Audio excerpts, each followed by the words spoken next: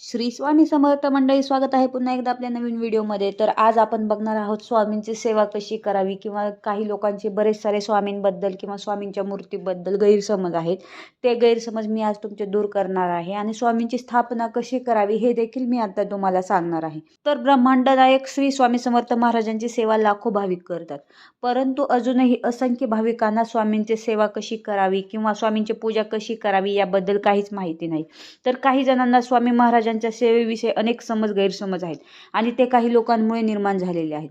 स्वामींची पूजा ही आपल्या घरी स्वामींचे अधिष्ठान ठेवून करत असताना आपण स्वामी महाराजांच्या प्रतिमा मूर्तीची स्थापना करू शकतो. स्वामींची मूर्ती अथवा प्रतिमा यापैकी जे आपल्याला शक्य होईल त्यानुसार आपण त्याची स्थापना आपण आपल्या घरी करू शकतो. यात कुठलाही भेद नाही. बरेच लोक असे सांगतात स्वामींची मूर्ती घरात ठेवू नये. अनेक लोकांचे हे गैरसमज आहेत, कारण त्यावर रोज अभिषेक करावा लागतो. तर दर गुरुवारी षोडोपचार पूजा करावी, रोज नैवेद्य आरती करावी लागते, इत्यादी इत्यादी भरपूर सारे याबद्दल गैरसमज आहेत. पण हा केवळ गैरसमज आहे, बाकी काहीच नाही. स्वामी महाराज हे भक्तवत्सल्य आणि भक्ताभिमानी आहेत. आपल्याच भक्तांनी केलेली तोडकी मोडकी पूजा ही ती अतिप्रेमाने स्वीकारतात. गजेंद्राने आतरतेने अर्पण केलेल्या केवळ एका कमल पुष्पाने धावून येणारा आणि कोट्यावधी भक्तांचे केवळ नामस्मरणाने कल्याण करणारा पूर्ण परब्रह्म अपुऱ्या पूजे अभावी आपल्यावर रागवेल ही भावनाच चुकीची आहे. तेव्हा स्वामी महाराज रागवतील ही भीती पूर्णपणे भक्तांनी मनातून काढून टाकावी. जशी जमेल, ज्या पद्धतीने जमेल तशी स्वामींची भक्ती व सेवा करावी. दुसरी बाब म्हणजे स्वामींची प्रतिमा घरी ठेवावी, तर ती कशी व कोणती ठेवावी, कारण स्वामींच्या मूर्तीपेक्षाही थोडेसे जास्त गैरसमज स्वामींच्या प्रतिमेबद्दल निर्माण झालेले आहेत. अनंतकोटी ब्रह्मांड नायक राजाधिराज योगीराज अक्कलकोट निवासी परब्रह्म भगवान श्री स्वामी समर्थ महाराज यांच्या पूजेच्या प्रतिमेच्या बाबतीत असलेले काही निरर्थक गैरसमज व त्यावरील खुलासा आपण आता बघणार आहोत. स्वामींची प्रतिमा म्हणजे स्वामींचा फोटो फक्त राजयोग घराण्यातली असली पाहिजे, हातात ब्रह्मांड किंवा गोटी असलेली नको, तर हा खूप मोठा गैरसमज आहे. स्वामींची वटवृक्षाखाली असलेली प्रतिमा नको, हा दुसरा गैरसमज आहे. स्वामींची मागे गाय उभी असलेली मूर्ती नको किंवा प्रतिमा नको, हा देखील गैरसमज आहे.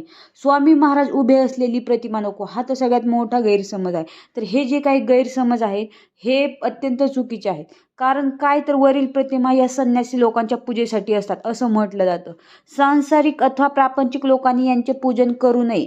हे सर्व गैरसमज योग्य आणि सत्य आहेत का?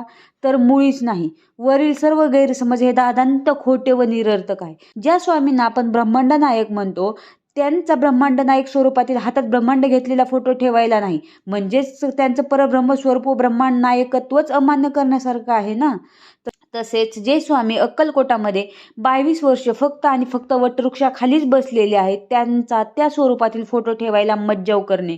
आपल्या धर्मात जिला गोमाता मानले जाते तिची पूजा सर्वत्र मांगल्य निर्माण करते असे म्हणतात. ज्यात 33 कोटी देवता विराजमान आहेत अशी त्यांची श्रद्धा आहे. जिचे मूत्र आणि विष्ठा ही पवित्र मानली जाते, किंबहुना त्याशिवाय कुठलेही मंगल कार्य संपन्न होत नाही. आणि सर्वात महत्त्वपूर्ण म्हणजे स्वामींनी अक्कलकोटमधील आपल्या वास्तव्य काळात ज्या भागीरथी गायीला क्षणभरही अंतरू दिले नाही, तिच्या मृत्यूनंतर तिची एखादी तपस्वी योग्याप्रमाणे उत्सव करून समाधी बांधली, तिच्यासोबत स्वामींचा फोटो ठेवायला मनाई करणे. जे परब्रह्म आहेत, भक्तवत्सल्य भक्ताभिमानी आहेत आणि भक्तांच्या पाठी सदैव उभे आहेत, त्यांचाच उभं असलेला फोटो पूजन करू नये असे म्हणणे किंवा वरील सर्व प्रकारच्या प्रतिमांचे पूजन करू नये असे म्हणणे हा स्वामींच्या परब्रह्म तत्वाचा घोर अपमान आणि अक्षम्य अपराध आहे. हा अपराध कोट्यवधी ब्रह्महत्यांपेक्षाही मोठा आहे. स्वामींच्या लीला काळात श्री बाळाप्पा महाराजांपासून ते श्री आनंदनाथ महाराजांपर्यंत सर्व स्वामी भक्त फक्त वटवृक्षाखालील हातात ब्रह्मांड घेतलेलाच फोटो पूजा करतात. ज्यापैकी संन्यासी कमी आणि संसारिक जास्त आहेत, पण त्यांचं कधीच काही अहित झालं नाही. तर मग त्यांचे कल्याण करून त्यांना स्वरूपात सामावून घेणारे स्वामी अशा प्रतिमा पूजनाने आमचे काही वाईट करणार आहेत का, असा विचार मनात आणणे ही सुद्धा स्वामींची घोर प्रतारणा ठरेल. असो, तेव्हा अशा गैरसमजांना बळी न पडता स्वामी भक्तांनी या बाबीकडे दुर्लक्ष करून सेवा करून आपले कल्याण करून घ्या. स्वामी भक्तांनो, आपल्या देवघरात आपल्या इच्छेनुसार स्वामींची मूर्ती अथवा कोणतीही स्वामींची प्रतिमा ठेवा.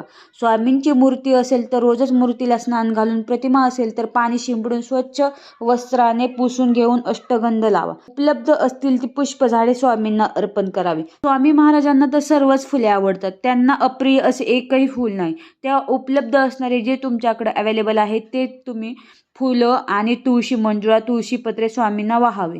नंतर अक्षता वाहाव्यात. त्यानंतर मग दीप अगरबत्ती ओवाळून आपण जी भाजी भाकरी खातो रोजच्या जेवणामध्ये त्याचा सकाळ संध्याकाळी नैवेद्य स्वामींना दाखवा. एखाद्या वेळी शक्य नसेल तर दूध, साखर, पेढे किंवा फरसाण ठेवले तरीही चालेल. केलेली प्रत्येक गोष्ट अगोदर स्वामींना अर्पित करा. नैवेद्याच्या बाबतीत सुद्धा स्वामी महाराजांना प्रिय अप्रिय असे काहीच नाही. अखिल सृष्टी ही त्यांचीच निर्मिती असल्यामुळे सर्वच पदार्थ स्वामींना प्रिय आहे. तेव्हा अभक्ष्य मांसाहार सोडून इतर सर्व पदार्थांचा नैवेद्य स्वामी महाराजांना चालतो. ही बाब सदैव ध्यानात ठेवा. सकाळी उठल्याबरोबर स्वामींचे स्मरण करा. घराबाहेर पडताना व बाहेरून घरात आल्यावर प्रथम स्वामींचे दर्शन किंवा स्मरण करा. हृदयात प्रेम, वात्सल्य, ममता ठेवा. आचरण, विचार शुद्ध ठेवा. प्राणीमात्राबद्दल दया असू द्या.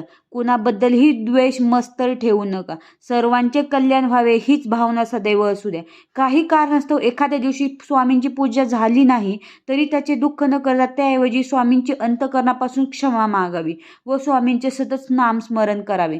कारण कर्मकांडाचा देखावा करण्यापेक्षा हृदयातून स्वामींचा ध्यास करणे अत्यंत महत्त्वाचे आहे. तर तुम्हाला स्वामींना नैवेद्य दाखवण्यासाठी एक गोष्ट करायची आहे. एका ताटात भाजी, भाकरी, पोळी, भात, भजे, पापड, मीठ, गोड पदार्थ यापैकी काहीही असू द्या, जे असेल ते घ्यावे. स्वामींच्या अधिष्ठानासमोर एका पाटावर पाण्याने एक चौकोन काढावा. त्या चौकोनावर हे ताट ठेवावे. ताटाच्या बाजूला एक तांब्याभर पाणी ठेवावे. ताटातील पदार्थांवर व तांब्यातील पाण्यात तुळशीपत्रे टाकावी. दिवा, धूप किंवा अगरबत्ती लावून स्वामींचे औक्षण करावे. तांब्यातील एक तुळशीपत्र घेऊन नैवेद्यावर 3 वेळा पाणी शिंपडावे व 3 वेळा फिरवावे. पाणी शिंपडताना गायत्री मंत्र म्हणावा. गायत्री मंत्र येत नसेल तर श्री स्वामी समर्थ, जय जय स्वामी समर्थ हा मंत्र म्हणून 3 वेळा पाणी शिंपडावे. यानंतर मग 3 वेळा पाणी फिरवताना ओम प्राणाय स्वाहा, ओम अपानाय स्वाहा, ओम व्यानाय स्वाहा, ओम उदानाय स्वाहा, ओम सामानाय स्वाहा, ओम ब्रह्मणे अमृत्वाय स्वाहा हे मंत्र किंवा श्री स्वामी समर्थ हा मंत्र म्हणून 3 वेळा पाणी ताटावरून फिरवावे. नंतर ते तुळशीपत्र स्वामींना अर्पण करून नमस्कार करावा. अशा प्रकारे स्वामींना नैवेद्य दाखविला जातो. नैवेद्य दाखविल्यानंतर 15 ते 20 मिनिटांनी ते नैवेद्याचे ताट स्वामींना नमस्कार करून उचलून घ्यावे व आपल्या भाजीत भाजी आणि भाकरीत भाकरी मिसळावी, जेणेकरून घरात कायम अन्नपूर्णेचा वास राहील. आत्ता सांगितल्याप्रमाणे आपण परब्रह्म भगवान श्री स्वामी समर्थ महाराजांची पूजा करावी. यासोबत रोज श्री स्वामी चरित्र सारामृत या पोथीचे 1, 3 आणि 7 अध्याय वाचन करावे. रोज श्री गुरुस्तवन स्तोत्र, श्री स्वामी चरित्र स्तोत्र, श्री स्वामी पाठ आणि तारक मंत्रासह किमान 3 माळी श्री स्वामी समर्थ मंत्राचा जप करावा. याला स्वामींची सेवा किंवा नित्य सेवा असे म्हणतात. जो कोणी एवढी स्वामींची नित्यसेवा करतो त्यांचा संपूर्ण योगक्षेम स्वतः स्वामी महाराज चालवतात असे अभिवचन स्वामी महाराजांनी दिलेले आहे. तेव्हा ही सेवा करून आपण आपले जीवन सार्थकी लावावे.